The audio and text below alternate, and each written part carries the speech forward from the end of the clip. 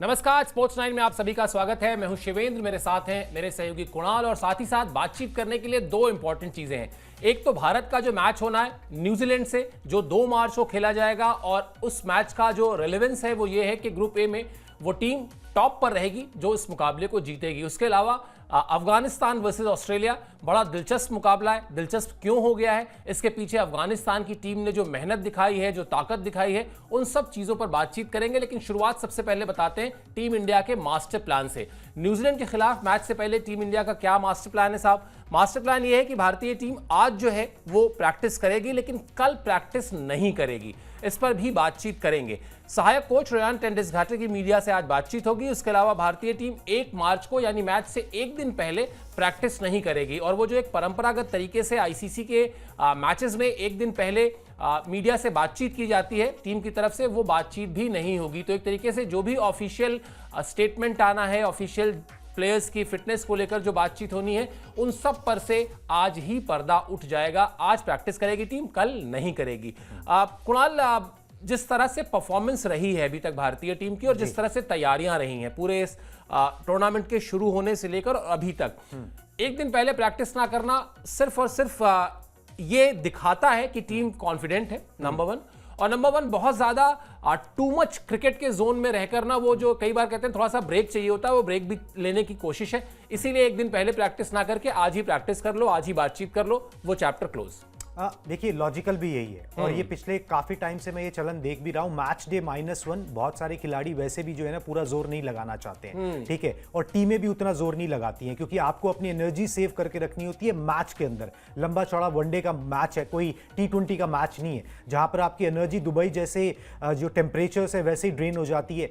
वहां पर जो है फिर आपको क्रैम्प्स पड़ने पर लगते हैं। ये हमने देखा भी है, कुछ खिलाड़ियों के साथ हो जाता है। तो इसलिए मैच डे -1 वैसे भी नहीं करते हैं। और जैसा आपने बोला कि भाई तैयारियां पुख्ता हैं, क्योंकि आपने मैचेस जीते हुए हैं, कॉन्फिडेंस आपके साथ में है। आपने अभी भी जो है मतलब कल भी अभ्यास किया, कल रेस्ट डे था, तो वहां पर सिर्फ शुभमन गिल थोड़ा अभ्यास करते हुए नजर आए हैं, जो पता लग रहा है। बाकी किसी ने अभ्यास नहीं किया, क्योंकि वो एक दिन पहले नहीं आए थे, शायद थोड़े से अनवेल थे। अब बेटर फील कर रहे होंगे तो मैदान पर थोड़ा प्रैक्टिस करने के लिए आ गए। टीम के साथ आज आते हैं, किस तरीके से अभ्यास करते हैं। रोहित शर्मा, उनके ऊपर भी नजर रहेगी कि भाई वो कितना अभ्यास करते हैं, टीम के साथ आते हैं नहीं आते हैं। बाकी सारी चीजें जो है ऑलमोस्ट पिक्चर परफेक्ट है ही है, तो ज्यादा कुछ करना नहीं है। बस आपको ये स्ट्रैटेजी जो है ना वो बनानी है कि भाई न्यूजीलैंड के खिलाफ जो है वो किस तरीके से आपका कॉम्बिनेशन होना चाहिए, क्योंकि ये मैच ऑलमोस्ट डेड रबर नहीं है, मगर आपके सेमीफाइनल के चांसेस को कहीं से भी जो है वो इफेक्ट नहीं करता। आप सेमीफाइनल तो खेलोगे ही खेलोगे, as a number 1 team Khelo group में या एज ए नंबर 2 टीम खेलो, उससे कोई फर्क नहीं पड़ रहा। अगर आप सेमीफाइनल जीतोगे तो आपको फाइनल खेलना ही खेलना है। तो यहां पर क्या कुछ एक्सपेरिमेंट किया जाता है, क्या जो बेंच पे बैठा है उसको आजमाया जाता है, क्या किया जाता है, वो तय करना है। न्यूजीलैंड जो करना चाहती है, जो करती आई है, वो ही करेगी। टीम इंडिया को क्या करना है, क्या हासिल करना है इस मैच से, ये डिसाइड करना है कोच और कप्तान को बैठ के कि भाई हमको इस मैच से निकालना क्या है, देखना क्या है, आगे की राह किस तरीके से चलनी है।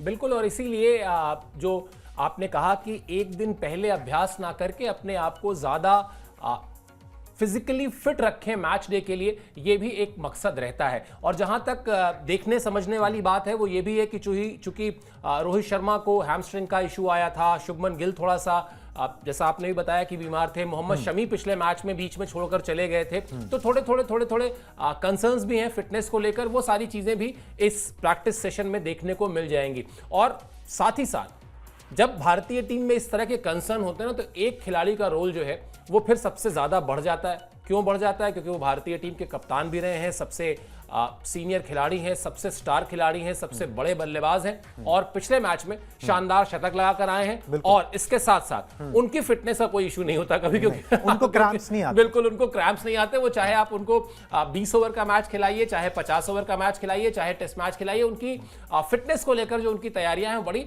दुरुस्त रहती हैं। कहने का आशय ये, घुमा फिराकर एक बार फिर विराट कोहली पर नजर है। और विराट कोहली पर नजर इसलिए है क्योंकि वो विराट के नाम वनडे फॉर्मेट में जो 51 शतक हैं, और पिछले मैच में जिस तरह से उन्होंने शतक लगाया है, उसके बाद उनसे उम्मीदें यही की जा रही हैं कि वो अब जब वो उनका एक तरीके से शतक का मीटर चल गया है तो अब वो रुके ना, और अगर वो एक शतक और लगाते हैं तो एक बड़ा रिकॉर्ड होगा और एक ऐसा रिकॉर्ड होगा जो अब तक किसी ने नहीं बनाया है। तो रिकॉर्ड्स के शिखर पर लगातार विराट कोहली का जो नाम है वो मजबूत होता जा रहा है। लगातार लगभग हर मैच में वो मैदान में उतरते हैं तो कोई ना कोई शतक बनाए ना बनाए कोई ना कोई रिकॉर्ड जरूर बना देते हैं। और यहां तो कहानी यह है कि किसी एक फॉर्मेट में सबसे ज्यादा शतक उनके नाम हो जाएंगे अगर वो एक शतक और लगाते हैं तो। और मैं इस शतक से अलग भी जो बात कह रहा था कुणाल, अगर भारतीय टीम में फिटनेस को लेकर थोड़े बहुत कंसर्न्स हो, कुछ भी 19-20 हो, तो आपकी निगाहें हमेशा सीनियर प्लेयर्स पर ही रहेंगी कि भाई ये अब ये चलिए ये चीज थोड़ा सा हमारी डावाडोल है, यहां पर थोड़ा मामला गड़बड़ हो रहा है, तो सीनियर प्लेयर्स हैं हमारे पास। तो सीनियर प्लेयर्स में फिर आपको सबसे पहले दिखाई देते हैं विराट कोहली, और ये रिकॉर्ड तो खैर है ही। बिल्कुल जी। और देखिए विराट कोहली, अगर आप फिटनेस की कोई भी बात होती है तो लोग सबसे पहले उन्हीं के पास जाते हैं, क्योंकि फिटनेस का जो कल्चर है अपनी कप्तानी के टाइम में विराट कोहली ही टीम में बहुत प्रोमिनेंटली लेके आए कि भाई अगर आप फिट नहीं हो, तो यहाँ तक हो गया कि अगर आप फिट नहीं हो, अगर आपने यो टेस्ट जो एक आया था बीच में, अगर आपने वो पास नहीं किया है तो फिर आपको टीम में जगह तक नहीं मिलेगी।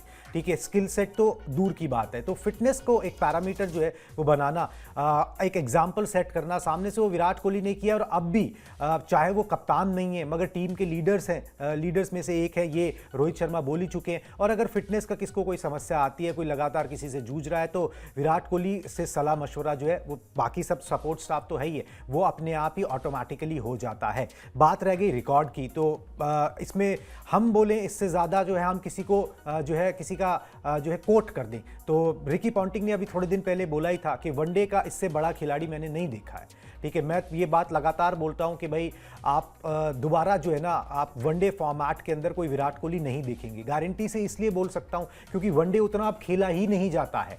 ठीक है, पहले वनडे मैचेस ज़्यादा होते थे, जब विराट कोहली ने शुरू किया तब भी वनडे मैचेस ज़्यादा होते थे। अब वनडे मैचेस कम होते चले जा रहे हैं, वो बायलैटरल कम हो गया क्योंकि T20 आई को आपने अकोमोडेट किया है। तो इस तरीके के रिकॉर्ड, इतने सारे शतक, इतने सारे रन, ODI फॉर्मेट का इससे बड़ा किंग जो है ना आपको दोबारा नहीं मिलने वाला। और शायद ही कोई ऐसा हो जो इस तरीके का हो सके। नेवर से नेवर तो होता ही है, मगर ऐसा नहीं लगता कि हमारे लाइफ टाइम के अंदर हमको ये सब कुछ देखने को मिल सकता है। विराट कोहली ने उस मतलब लाइन को जो है क्रॉस किया, उस शिखर को छुआ है और वो लगातार छूते जा रहे हैं। अभी 2-3 साल उनके करियर के और हैं, और ये फॉर्मेट ऐसा है जिसमें वो, मुझे ऐसा लगता है कि जो शतकों की संख्या है वो सबसे ज़्यादा इसी फॉर्मेट के अंदर आएगी। और इस फॉर्मेट के अंदर वो जो अभी एक और बन जाएगा तो 52 हो जाएंगे, किसी ने 52 नहीं बनाए, हो सकता है ये 60-65 तक पहुँच जाए, यू नेवर नो। और फिर हम कह सकेंगे आप काफ़ी टाइम के बाद कि हमने एक खिलाड़ी को देखा जा जी from the start till the beginning, उसने ODI क्रिकेट में 60 शतक लगाए थे, जो कि अपने आप में एक बहुत बड़ी बात है। बिल्कुल, और पिछले मैच में तो उन्होंने अपने 14,000 रन भी पूरे किए। और रिकी पॉन्टिंग के जिस इंटरव्यू का आप हवाला दे रहे थे अभी, रिकी पॉन्टिंग को पीछे भी छोड़ा उन्होंने उस 14,000 रन के साथ साथ। और अब इंटरनेशनल रन्स के बिल्कुल, और 2 खिलाड़ी हैं अब, कुमार संगकारा और सचिन तेंदुलकर, जो वनडे में उनसे आगे हैं। और निश्चित तौर पर रिकी पॉन्टिंग का कहना है कि वो वहां तक पहुंचेंगे जहां वो 2 खिलाड़ी हैं उनसे पहले।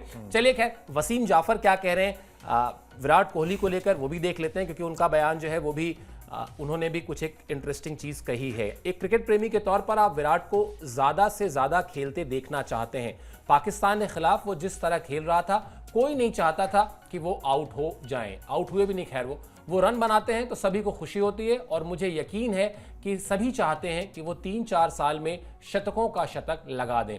ये नैरेटिव कुणाल देखिए बड़ा इंटरेस्टिंग है।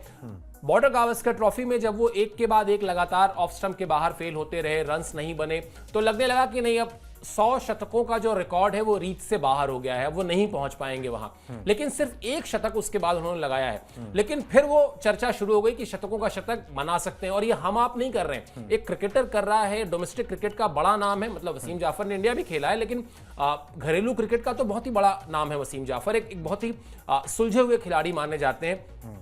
शायद यही होता है, विराट कोहली जैसा प्लेयर जब फॉर्म में आता है तो लोगों को पता होता है कि अब ये आ गया है, अब इसके 5-6 महीने जो है ना इसके अपने हैं, और उसमें ये 5-6 महीने में कितने ज्यादा से ज्यादा रन बना लेगा या कितने शतक बना लेगा, ये कोई उम्मीद नहीं कर सकता, या कोई इसकी कोई वो नहीं लगा सकता, अनुमान नहीं लगा सकता। अब पता चला कि आपने 3 मैचेस में 3 शतक लगा दिए, विराट कोहली कर सकते हैं। बिल्कुल, मैं तो यही सोच रहा हूं ना, देखो आपने ये बात बोली ना कि ये डिबेट दोबारा से ओपन हो गई है, रियलिस्टिक लगता है क्योंकि हम बात यहां पर विराट कोहली की कर रहे हैं। जो उनका पर्पल पैच चला उसके अंदर उन्होंने तो हर तीसरे चौथे मैच में वो कोई कारनामा करते चले गए, रोकने वाला कोई था नहीं, ठीक है ना, वो रुकने वाले थे। अगर उसी तरीके का पर्पल पैच 1-1.5 साल का आ जाए तो आप क्या, मेरे हिसाब से आप औसतन 10 से 12 टेस्ट मैच साल में खेलते हैं, ओडीआईस खेलते हैं, T20 तो अब वो खेलते नहीं है, तो आपके पास भरपूर मौके होते हैं। अगर विराट कोहली इन्फॉर्म हो तो कि आप जो है शतकों की संख्या अपनी बड़ी तेजी से बढ़ा सकते हो।